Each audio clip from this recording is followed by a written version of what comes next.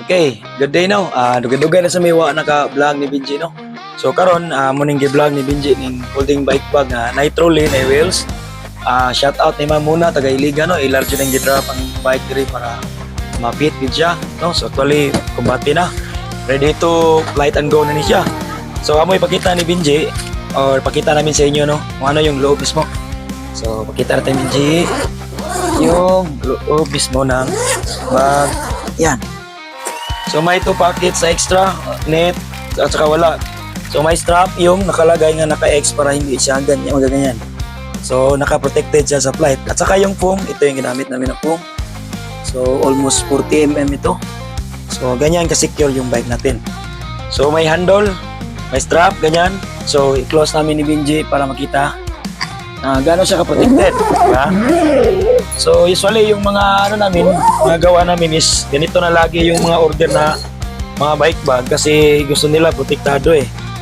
So medyo makapal lang siya dahil sa thickness rin yan. So normal no? So parang maglagay kami ng gulong.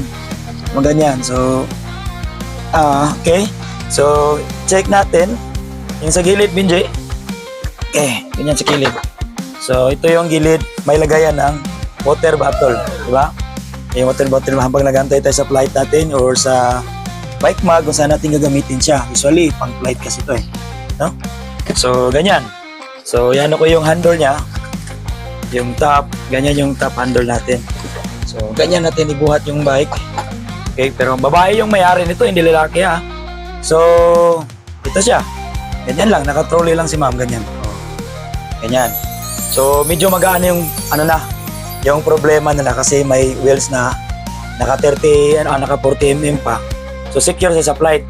So ganyan yung harap. So if gusto niyo ng custom rin na may mga friend, so ibang usapan na rin yun kasi nag-add kasi yung shop kasi job out kami sa printa. So yan.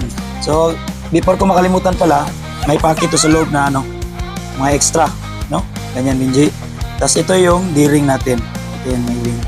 Yung D-ring natin. Lagay ng mga yawi. Ganyan. So kung gusto nyo, PM nyo lang yung shop no. So bukas kukunin na ito. Bibiyahe ito ng pabalik ng Iligan. Okay? So daghang salamat Ma'am Juana. At yung kasabay niya yung nag-drop ng bike bag dito last Saturday. So ito na, go to go na ma'am. Daghang salamat. Rock and roll.